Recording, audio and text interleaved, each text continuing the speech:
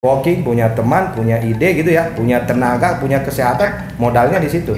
Bukan uang saja modalnya kalau menurut saya ya. Nah, itu hal yang salah. Kalau selalu berpikir bisnis itu harus modal. Makanya saya dari dulu saya nggak pernah minjam ke orang tua modal, ya. Karena ya istilahnya menurut saya itu orang tua kan udah nyekolahkan kita, ya kan. Nah, ilmu kita itulah kita manfaatkan gitu ya. Terus yang berikutnya saya kira biar nanti banyak kesempatan berdiskusi ya. Investasi saham gitu loh, meyakinkan orang gitu ya.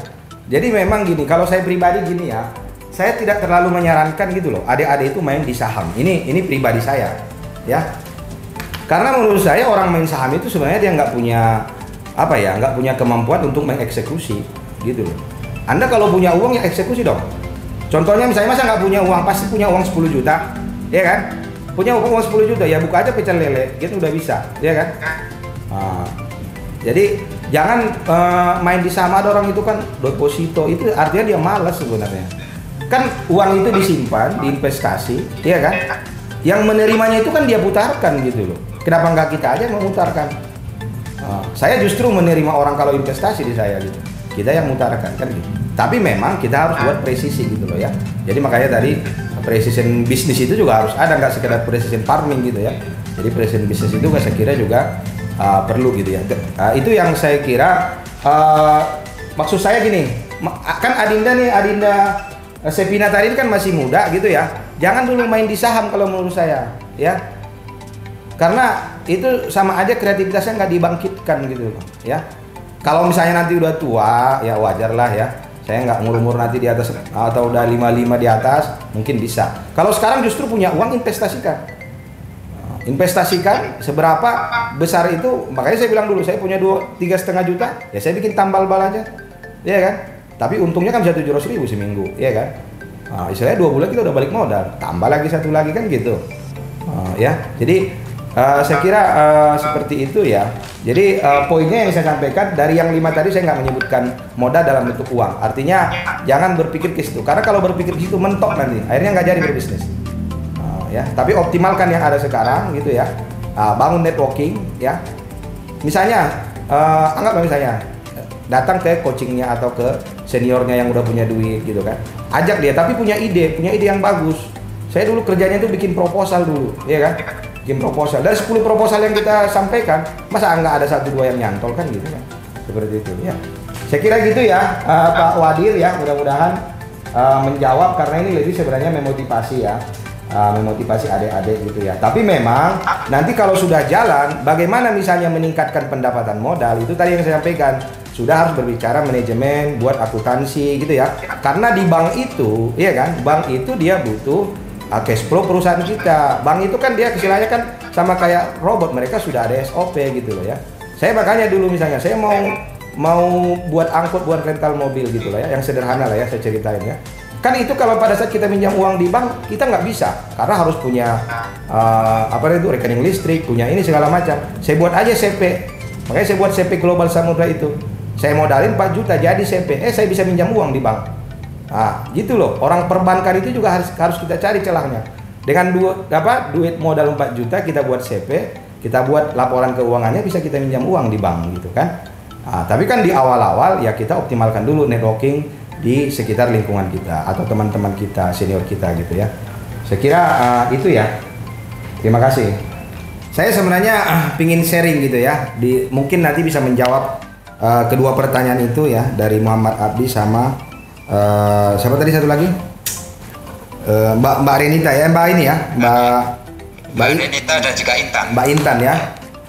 Satu hal menurut saya yang harus dipupuk dari kita adalah pola pikir gitu loh ya. Jadi pola pikir. Jadi pola pikir itu sebenarnya mendrive kita gitu ya untuk melakukan hal-hal yang kita inginkan gitu ya. Jadi itu juga dari awal itu harus kita tanamkan misalnya bagi kita sebagai pebisnis gitu ya. Jadi anggaplah misalnya kita menjalankan satu bisnis ya, terus pola pikir kita mau gimana nih ke bisnis kita ini ya. Apakah misalnya kita jalankan bisnis ini kita akan diam, atau misalnya kita udah puas sampai di situ gitu ya, atau kita punya keinginan-keinginan lain gitu ya. Jadi itu satu. Terus yang kedua, ini generalnya ya, berbisnis itu juga jangan menjadi superman atau superwoman, ya. Tapi menurut saya harus super team, ya. Saya punya tim. Saya kalau meeting, saya minta kamu debat saya, jangan kamu iya dengan saya. Ya, jadi karena gini, kalau kita cepat puas, apalagi tipe pemimpin bisnisnya yang maunya dihormati, siap Pak, oke Pak, laksanakan Pak, ya. Itu tidak akan berkembang bisnisnya. Nah, bisa aja tim kita sebenarnya takut gitu loh ya. Justru kalau saya ini mana salahnya? Coba kamu kasih saya masukan. Nah, yang muda-muda ini kan sebenarnya jangan, makanya gini loh, saya di kantor itu juga jangan terlalu banyak peraturan, ya. Makin banyak peraturan, makin hidup kreativitasnya. Akhirnya nggak maju bisnisnya. Ya kalau kita boleh katakan misalnya di kedinasan lah ya, di pemerintahan kita lah, peraturannya kan banyak sekali, ya kan? Kita lah di dosen, peraturannya itu banyak sekali. Bikin penelitian lebih susah bikin laporan keuangannya daripada output penelitiannya gitu. Ya, jadi ini sebenarnya kalau saya itu yang saya terapkan di bisnis saya. Ini tadi Muhammad Abdi ya. Jadi jangan punya tim gitu ya, atau punya klien, ada orang itu punya konsumen. Di komen sama konsumennya, dia marah. Justru kalau saya setiap yang datang itu kita buat istilahnya survei gitu ya, atau misalnya tentang kepuasan dia tentang yang kita berikan. Karena dari situlah kita belajar. Kami bangun 15 tahun ya, kami bangun pabrik radiator itu dari nol loh, ya kan? Dari lahan 3.000 meter sampai sekarang 3 hektaran itu, karena kita belajarnya justru dari market, dari pasar gitu. Kalau kita misalnya sudah mengikuti atau anggaplah kita ini kan pelayan konsumen kan, pelayan market, ya kan? Nah, tapi kalau kita justru kesal pada saat dikomplain oleh konsumen kita, yakinlah bisnis kita itu akan ditinggalkan konsumen gitu, ya kan? Nah, jadi saya kira itu poinnya. Memang ini terutama orang tua kita zaman dulu ya. Dulu ayah kan berbisnisnya gini katanya. Ya itu kan dulu, ya kan? Sekarang nggak gitu lagi, ya kan? Sama misalnya kayak saya sekarang dengan teman-teman, saya sekarang harus belajar tentang digital marketing gitu ya. Saya bikin website itu bahkan 4 gitu loh ya. Karena sekarang nggak zaman lagi nyebarkan brosur di jalan, di perempatan, udah nggak zaman gitu, ya kan? Kita harus istilahnya adaptif lah ya. Saya kira poinnya itu gitu ya, bahwa nanti seperti apa eksekusinya, jangan terlalu kaku lihat di lapangan. Tapi jadikanlah bisnisnya itu dikelola oleh super team, bukan superman atau superwoman atau super boss gitu loh. Semua harus kata bos. Nah, itu nggak jalan bisnisnya.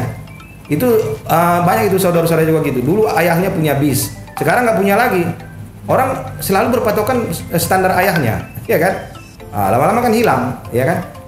Anak saya justru kalau saya bawa ke usaha saya justru kasih dia masukan. Maksudnya berikan dia kesempatan. Coba kasih ayah 3 pertanyaan. Kamu kasih 3 koreksi. Ke tim saya juga gitu loh ya. Karena keinginan itu kan hidup di zamannya. Itu bisnisnya nanti akan mengikuti gitu loh ya. Dulu misalnya itu ya. Dulu zaman saya aja 97 nggak percaya kita jualan itu tanpa barang. Iya kan? Gimana mau laku barang yang nggak ada katanya. Kamu hanya tunjukkan fotonya. Sekarang itu kejadian. Orang sekarang tuh beli sesuatu nggak perlu ada barangnya gitu loh ya. Itu kan zaman itulah yang membuat bisnis kita maju gitu ya. Jadi itu saya kira harus adaptif ya, dan memang buat komunitas ya. Saya apapun bisnis saya yang selalu ikut di asosiasinya ya. Jadi buat komunitas, karena komunitas itu jadi gini loh, jangan saat ini jangan lagi berpikir kita harus berkompetisi ya. Tapi kita harus bersinergi. Ya, jadi jangan juga berpikir nanti saya kalau ngomong dia tahu lagi gitu ya kan. Enggak. Zamannya udah enggak kayak gitu lagi sekarang. Justru kita harus bersinergi. Yang dia tahu mungkin saya nggak tahu, tapi yang saya tahu dia nggak tahu. Kita sama-sama ngasih tahu, oh bagusnya gini ya. Kita dapat optimalisasi gitu ya. Saya kira itu biar bisnisnya jalan gitu ya. Karena kalau nggak seperti itu pasti akan itu banyak kompetitor lain gitu. Terus masalah kerjasama itu kan poinnya itu kan kerjasama itu saya hanya ada 2 kata gitu dalam berbisnis itu. Maksudnya membangun relasi lah ya, MOU gitu ya. Like or dislike gitu loh. Siapapun yang Anda mau ajak berbisnis, siapapun yang mau Anda ajak bekerja sama, buat dulu dia menyukai Anda. Tapi dengan cara yang positif. Contohnya, dia menyukai Anda dengan ide Anda yang kreatif. Dia menyukai Anda dengan istilahnya justifikasi, kalkulasi ya, sama hitung-hitungan kita yang istilahnya adaptif gitu loh ya. Bukan dengan cara-cara yang negatif gitu ya. Pada saat dia udah suka dengan kita, berikutnya kita yang mendrive dia gitu ya. Kayak kami misalnya kemarin itu ya sekitar sebulan 2 bulan kita negosiasi dengan pemilik di KEK Cikidang itu, dia kan punya lahan 18.000. Alhamdulillah kita 2-3 kali presentasi, dia kasih kita 200 hektar. Ya gimana dapat lahan 200 hektar kan di Jawa Barat ini kan gitu. Itu karena dia yakin kita adalah performa yang bagus gitu ya. Kita punya ide, punya kreativitas. Istilahnya minimal kita tinggal berikutnya bagaimana menginstall teknologi yang kita miliki gitu ya. Tidak lagi memikirkan lahannya. Pada saat itu kejadian kan MOU itu kan harus win-win gitu ya, harus saling menguntungkan kan. Mana ada orang yang mau ber-MOU tanpa ada keuntungan buat dua belah pihak kan gitu ya. Sehingga kalau saya misalnya sering sampaikan, sebelum misalnya kita mengajak MOU dengan siapapun mitra bisnis kita, munculkan 40 pertanyaan tentang dia gitu. Ya, dia itu sebenarnya stylenya gimana, knowledge-nya gimana gitu loh ya. Terus dia maunya pola bisnis itu seperti apa. Itu pada saat itu kita prepare, kita siapkan. Kami kan misalnya klien kami itu contohnya misalnya kayak Adaro ya, Ideco gitu-gitu kan. Antam, PLN, Indonesia Power, itu orang-orang pintarnya Indonesia semua. Pada saat kita presentasi biasa-biasa saja, dia tidak akan yakin gitu.